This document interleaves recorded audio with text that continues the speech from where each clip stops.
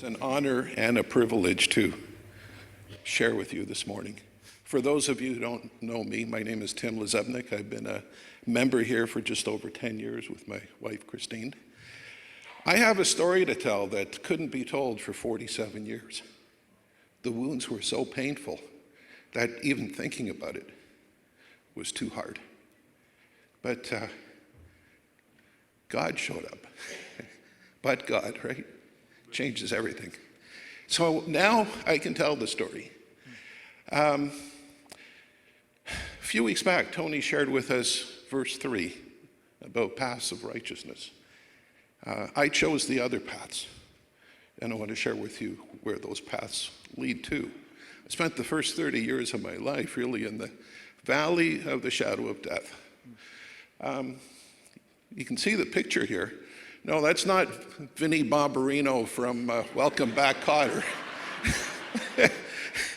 Once you get past the funny clothes, what you see there is a 17-year-old that's messed up. At that point in my life, I was shooting drugs intravenously. It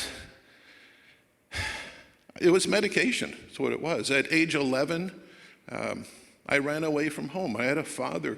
I'm born in 55. My parents came here in 51 as refugees. They had been prisoners of war in Germany. And my dad was messed up. I've forgiven him now, but he was so messed up. He would beat me like you wouldn't believe. And the most horrible, vile things would come out of his mouth. These aren't spankings. These are like pretty close to killing you.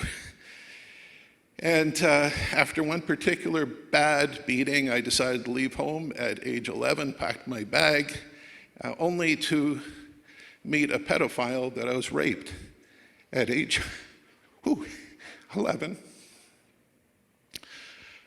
I was wounded. I was angry at myself for letting it happen. I was angry at my father. Most importantly, I was angry at God.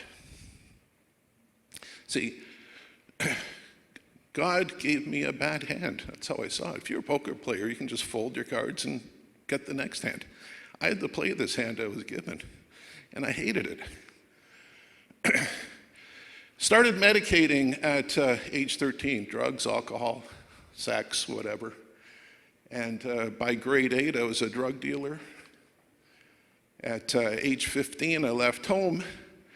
But every time, you'd get hungry and cold, you'd end up coming home and Dad was there to say, "See, I knew you'd never make it on your own." And those words, they got right through to the point where when I did leave home, I knew I couldn't go back. So I went far away. I stuck my thumb out and ended up in Montreal, where I was living on the lawn of McGill University. I went to Ottawa. I was homeless for part of 2 years and ended up in a very bad overdose. It was a miracle that I survived. It came in code blue. And I did go home, but it didn't last very long. My dad was still the same dad. I've forgiven him now, but it was hard. And back to drugs, back to dealing. And one particular day, I go to buy my drugs at Rochdale. And my dealer says to me, "Can't sell you any drugs." I said, "Why?" He said, "I'm saved." I said, "What do you mean you're saved? Who's going to sell me my drugs?" "Well, the guy down the hall maybe, but I can't help you. But by the way, you really need to check out what's happening at the catacombs on Thursday night." And I went and I checked it out. And by the way, God has a sense of humor. What a loving God we have. Little did I know. You know who was there? John and Andrew Mahaffey. That was part of their ministry. What a God, that's not coincidence. And I never met them then, but the story unfolds as you go. And eventually I got saved. But I was ill-equipped, and I didn't stay with God very long because I kept sinning, and I didn't understand grace. I didn't understand it at all. And I'm reading my Bible, and it's you eat the wrong food and you've sinned, Old Testament stuff and all this. I'm sinning, so my thoughts are sins. And eventually I couldn't take it anymore. And I prayed a prayer like this: God, maybe I'm just one of those people that can't be saved, and I'm sorry I've wasted your time. And I ask, when I stand in front of you at Judgment Day, please remember that I gave it my best shot and I walked away. Here's the thing I didn't know. When I gave my heart to Christ, we were sealed. I walked away from him. He never let go of me. I'm back on the streets.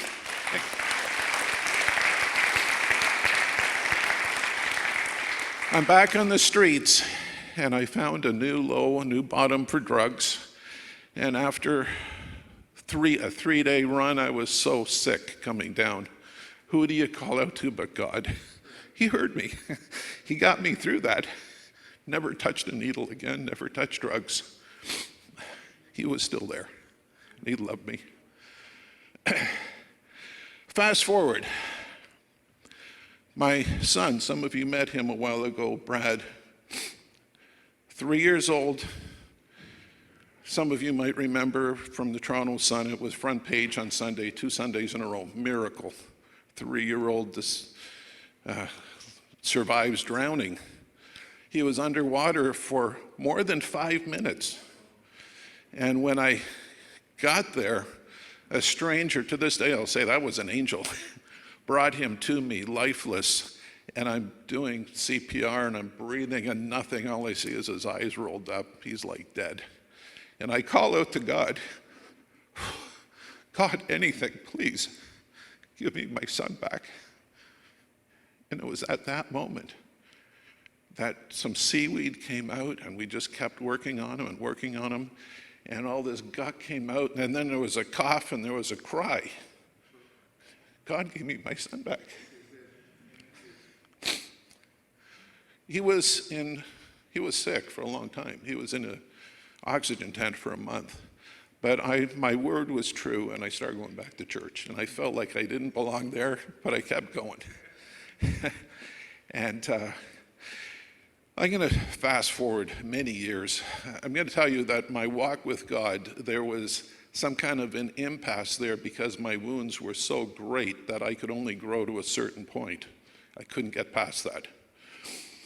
And my marriage was as good as done. About 6 years ago, we were as good as done. We were splitting up.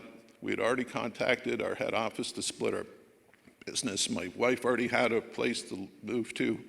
She went to see John Mahaffey. I think she was looking for his blessing. And what did he tell you, Chris? He said, it's the way I see it, as long as you have option B, option A can't work. That bought me enough time that somebody was praying for me.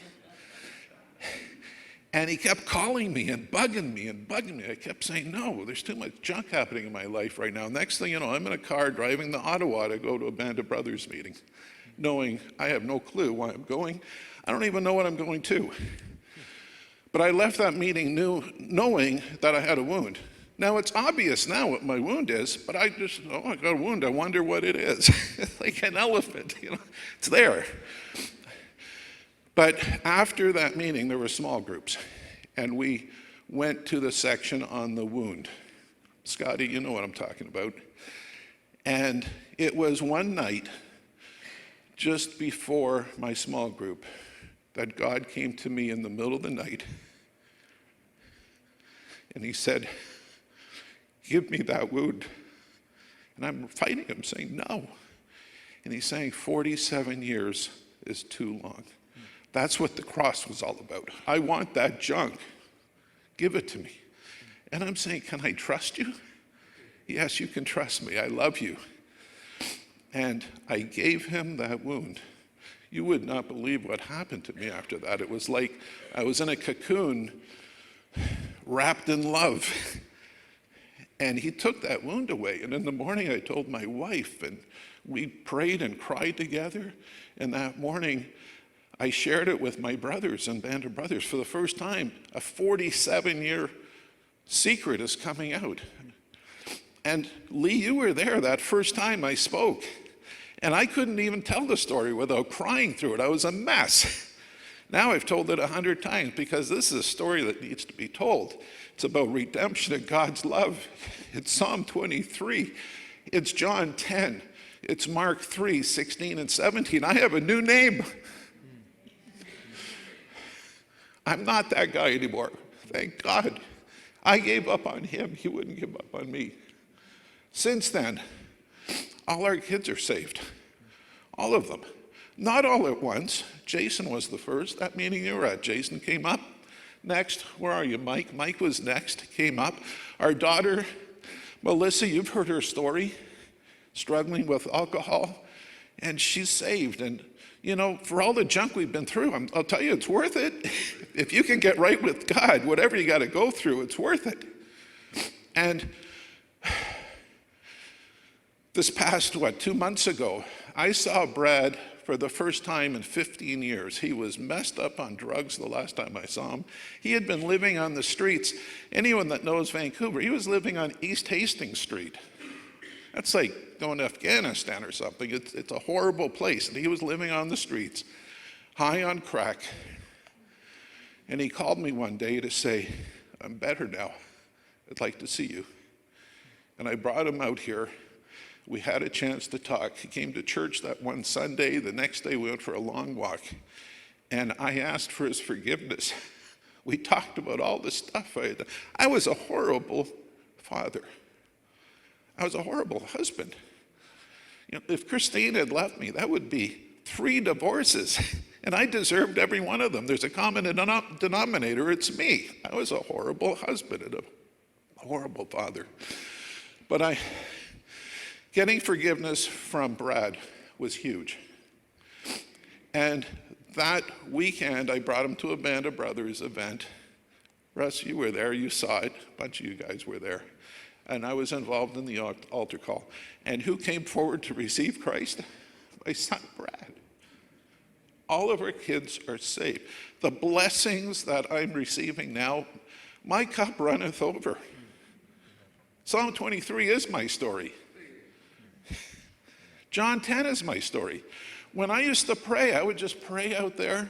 You know, I knew, well, God's going to hear it. Now I've learned to listen. He wants to talk to me too. How can you know if you're walking on the right path, if you're not listening for his voice to lead you? And I can do that now. And my life has changed because of it. I'm the one in John 10, when your sheep go astray, he goes and he gets you, doesn't he? And he's done that to many of us here. I'm sure I'm not the only one. So I could go on and on for an hour, but I'm going to end it there just to say God is good. God is gracious. When this song we're singing, man, there's so much goodness in here. Listen to the words. Take it in. I think we should all get up on our feet and just shout. If part of your story is that redemption, if God grabbed you and took you out of a mess, sing it with all you got. Because we are the bride, aren't we? The groom wants to hear this as a church. Thank you, God, for what you've done for us. Thank you for redemption. Thank you for second chances. Thank you for listening.